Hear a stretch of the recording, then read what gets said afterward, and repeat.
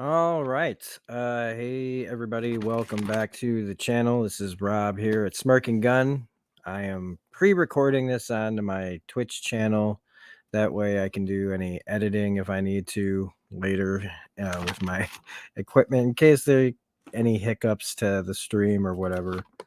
But today I am on this Christmas Eve. Am honoring one of my community review requests that I offered a while back that I wanted when I wanted to get back in and still wasn't ready to try. Thought I was, had the notes, and that's what I'm going off of today is the notes that I took that day and my memory and hopefully just some good old fashioned stream of consciousness rabbit hole going that I usually do. So if you're liking what we do here on the channel, don't forget to hit like and subscribe. I am recording this on Christmas Eve. Don't know when this will be up, if it'll be on Christmas Eve or not. But yeah, Game Night is a movie that I didn't see at the theater. I look at the title originally and I'm like, Game Night sounds lame to me. I look at the poster. I like Jason Bateman. Not so sure about her, but it just kind of looked like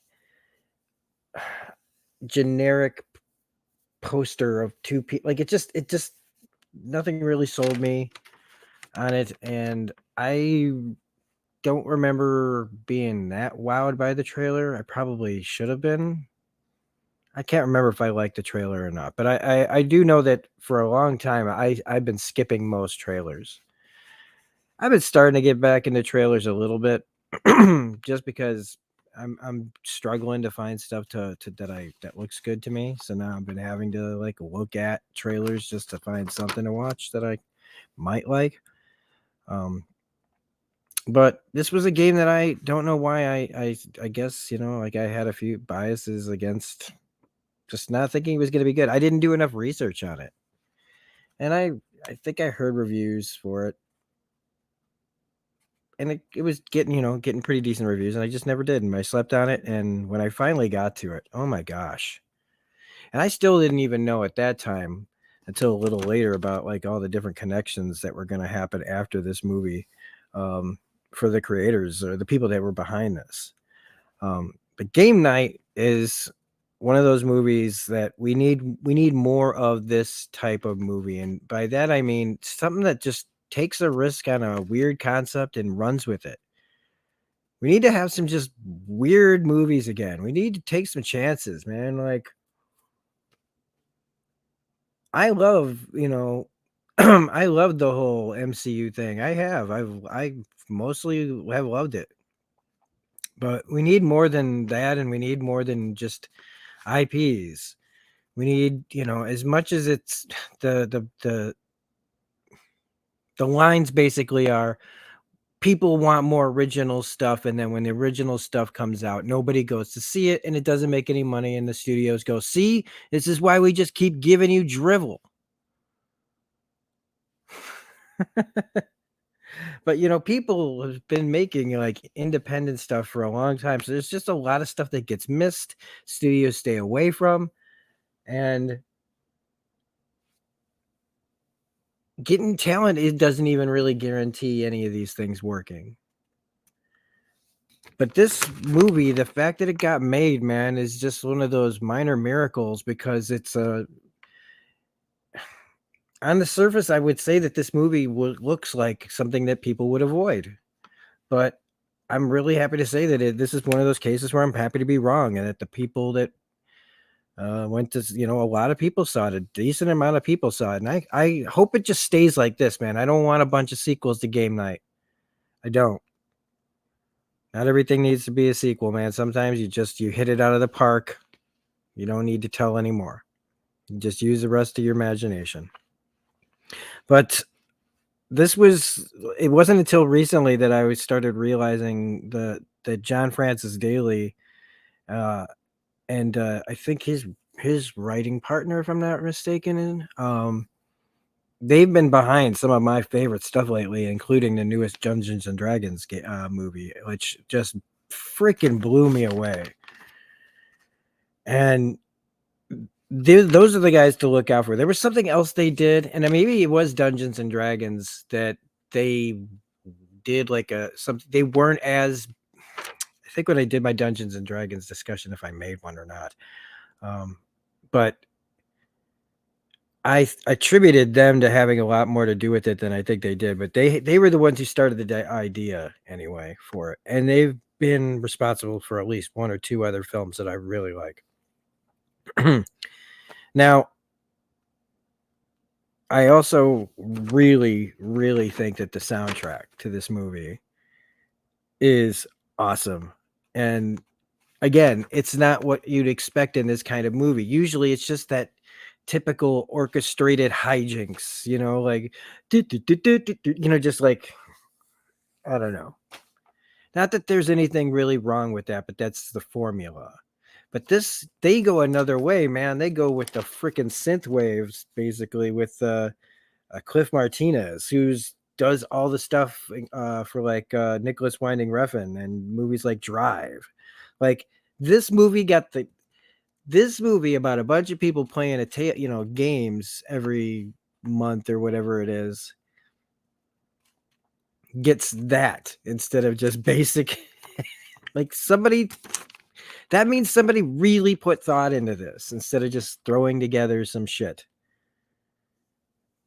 And this cast is really, really, really good. And Rachel McAdams surprised the heck out of me. I mean, I can sit here and tell you that Jason Bateman was good in it. Oh, big freaking surprise. Jason Bateman is pretty much good in everything, even if the movie's bad. He's one of those guys that'll just still give you what you want, and you might hate the movie around him, but you're probably not going to hate him. I've never seen him phone it in.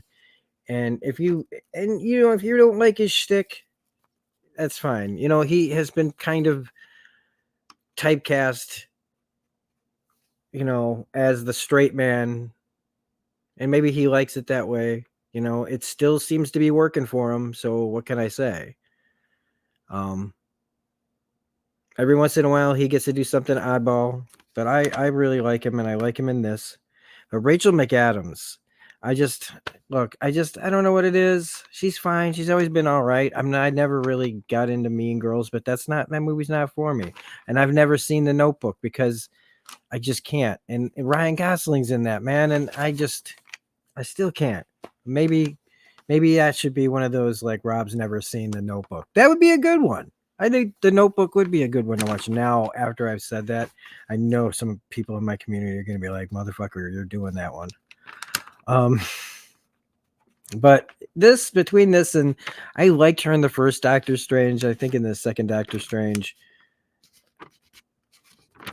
it was all right. I don't think it was her fault that I didn't like her character as much in that movie. Kyle Chandler, who he's been great since, gosh, First Edition, that show where he got the newspaper that would tell him like the future. I never watched Friday Night Lights because that's just not my kind of show. But Bloodline, Wolf of Wall Street, tons. I remember him from another movie. I really liked him in that I didn't like it when it was that J.J. Abrams movie where he wanted to basically rip off Spielberg style. What was that called? I don't know. It was like Super 8? Yeah, Super 8. He was great in that. Jesse Plemons, who, man, this guy just shows up out of freaking nowhere, basically. He paid his dues. I know he was in a few things, but man, I mean, everybody brings it up, right? When he showed up on Breaking Bad and what he did on that show and what he has done since. I'm not going to say that some of his work before that, but that was when he shot up and started popping up in places, but almost all the right places. This guy, I don't know. He is just that. He's that regular, unassuming guy. I love it. He has the chops, man. And they just let him do his thing, and it is magic. Billy Magnuson is a guy that I took one look at and went, oh my God, I'm going to hate this motherfucker. But it shows to go ya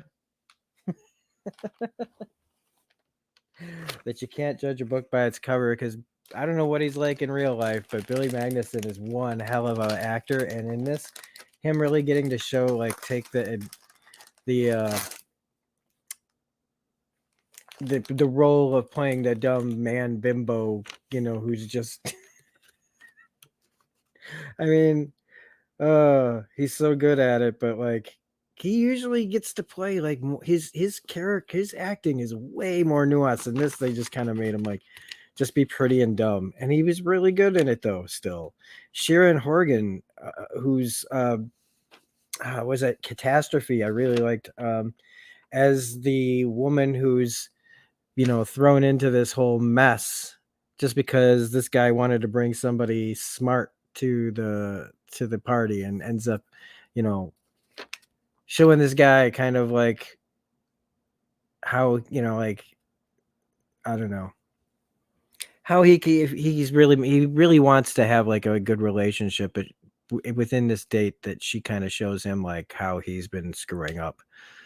If he really wants something serious with somebody good, he's got to like, be more self-aware and whatever.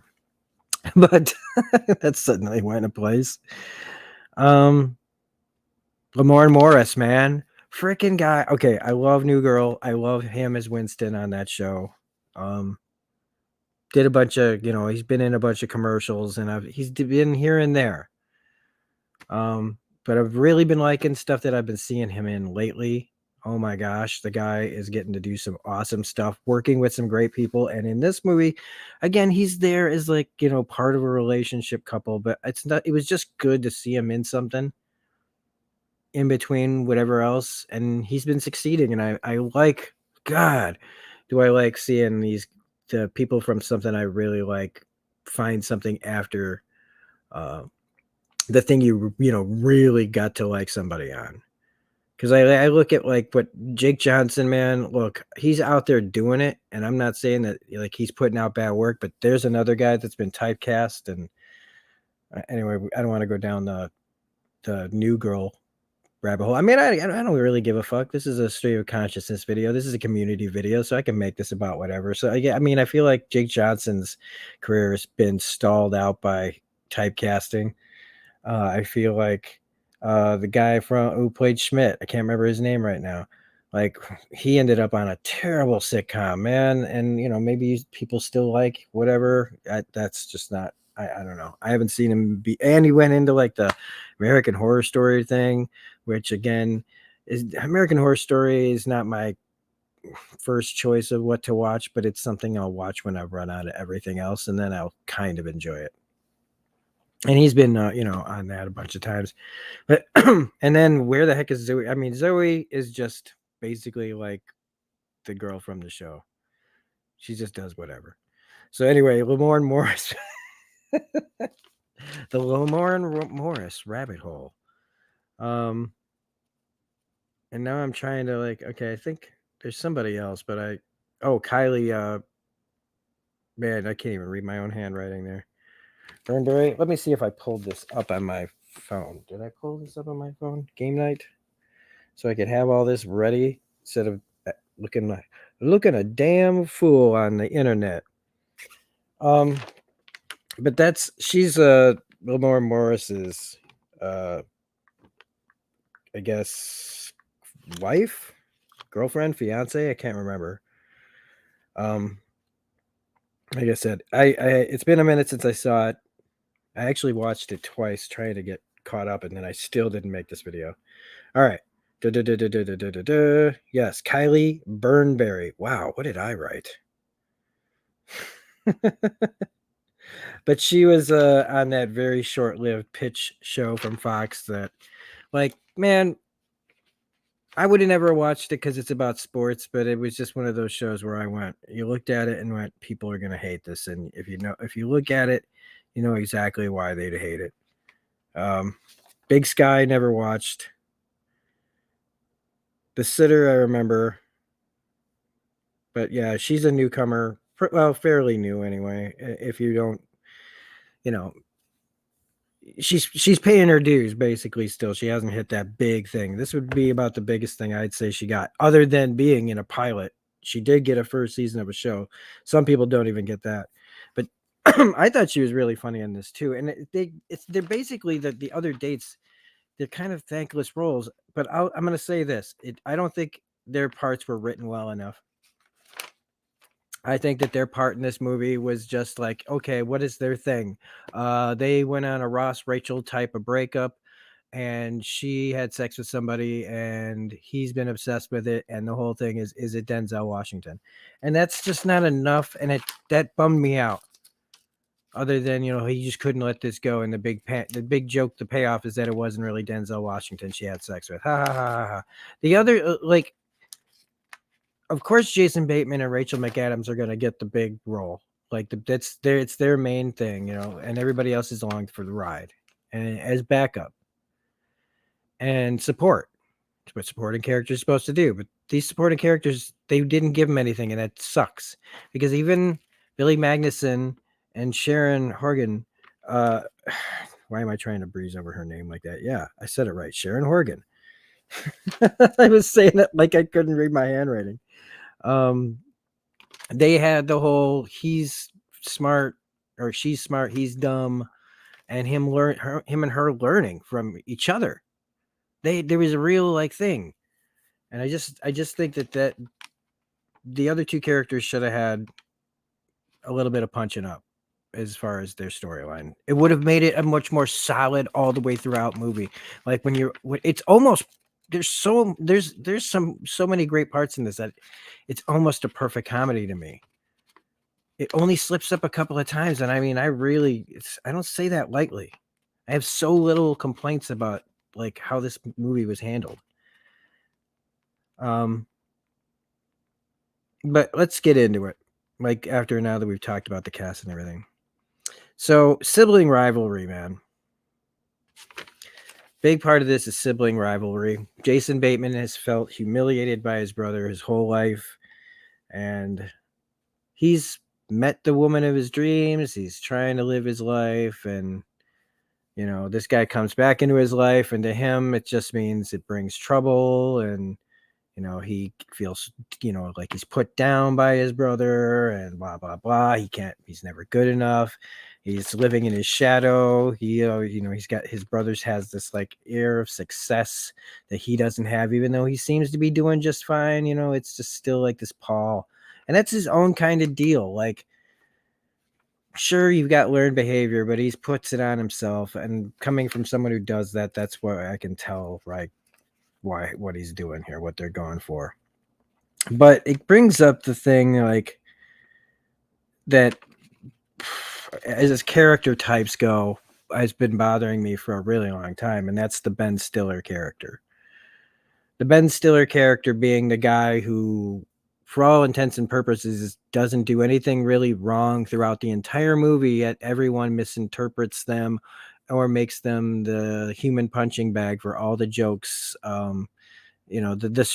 There's the straight man, and then there's the punching bag. And I feel like characters like this, it's hard for me to watch them in most movies. Thankfully, this movie has so much going on around it that it does overcome that bit of it. But it's still something that really annoyed me about how they wrote this character, because it's just, I know they wanted to do sibling rivalry, but it just kind of felt like everybody piles on this character throughout the movie, and it's not just one person. Like, yes, the one difference is that his wife is like the difference, like the supportive one. Like his friends all like, love his brother whenever he's around, and it makes him feel insecure. And it's something that they should know, and it's kind of like I don't know.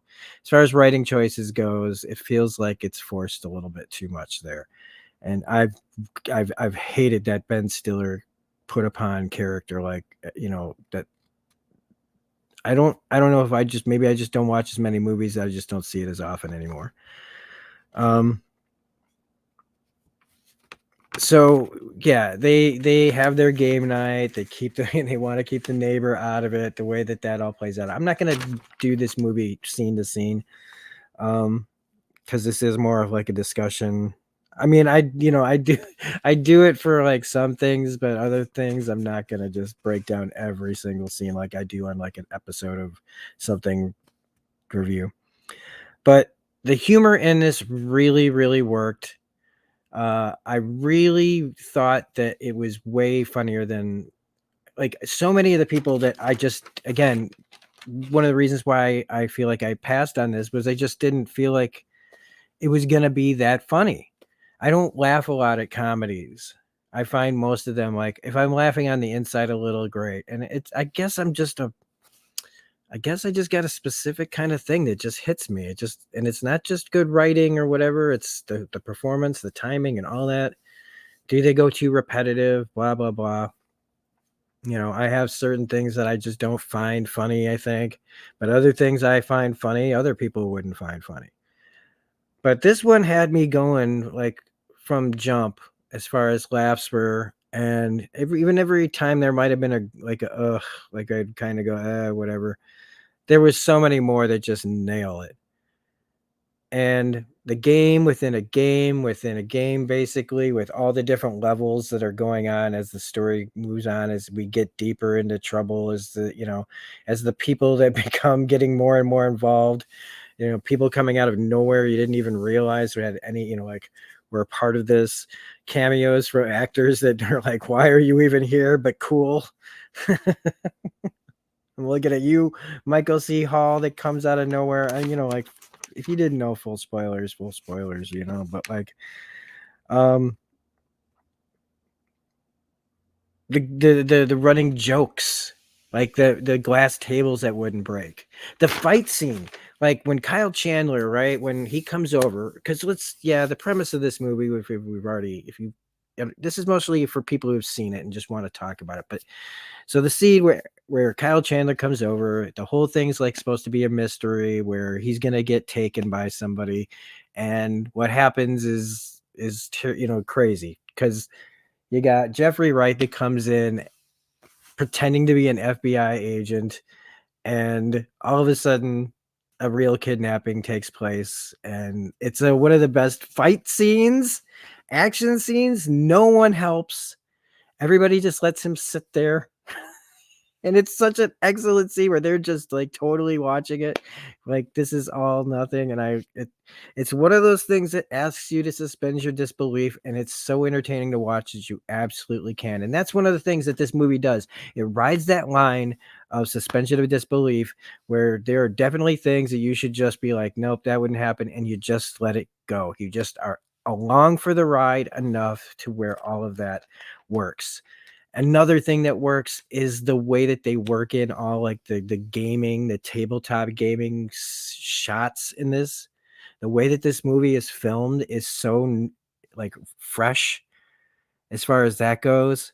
Um, the fact that you're looking at like a kind of a rom-com esque type movie setup that becomes such a thriller with adding all these extra actors just to add it needed those bigger actors to give it the ridiculous punch up. They're like, what is going on? This is like something that would happen in some game, like where all of a sudden this is the big bad guy, it's Danny Houston in a scene, just because let's get Danny Houston for this scene.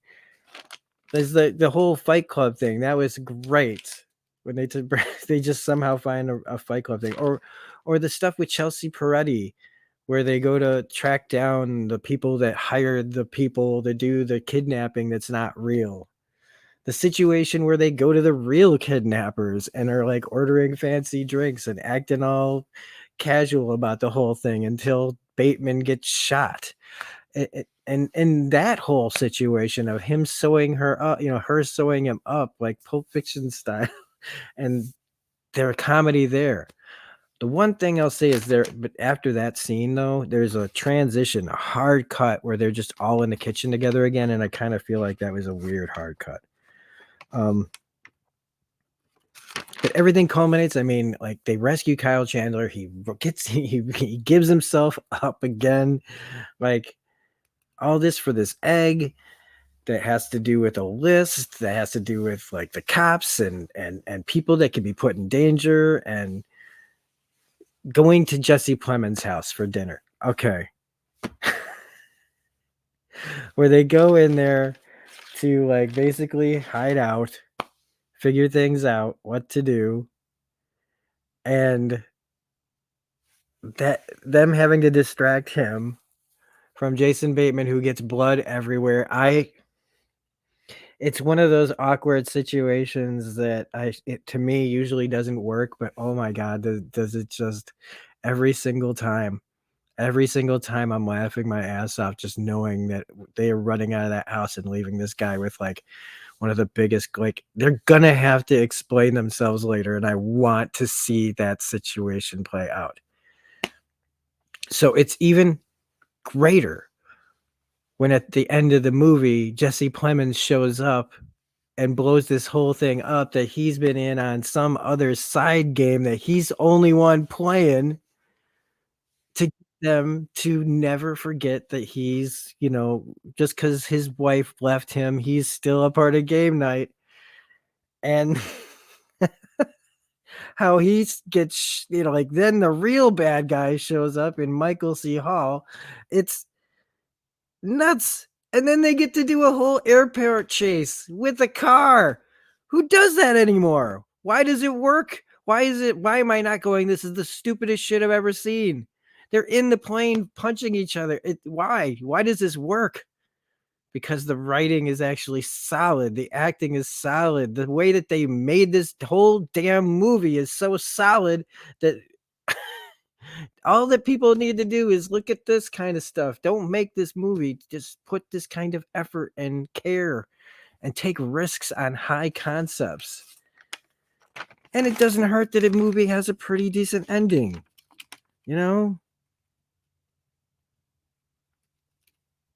And stick around for the end credits because, I mean, Gary's plan played out in front of everything, showing what he had been planning all along. It's just grand. And they're gonna have a kid, and everybody is happy, and it's just whatever. The movie's over. Kyle Chandler accepts responsibility for shit. Everything's wrapped up nice and neat in a little bow. You're home, and you walk out of the theater, and you know what? You feel fucking good. And that's what, you want out of a movie like this. You want to walk out like not just feeling good, but going, wow, I didn't expect that. That was great. You don't get to say that too often anymore, and this is one of those times. So I hope that was quality for the community review. I want to thank everybody who watches this, and if you like what we're doing, again, don't forget to hit like and subscribe, and we'll see you on the next video. Bye.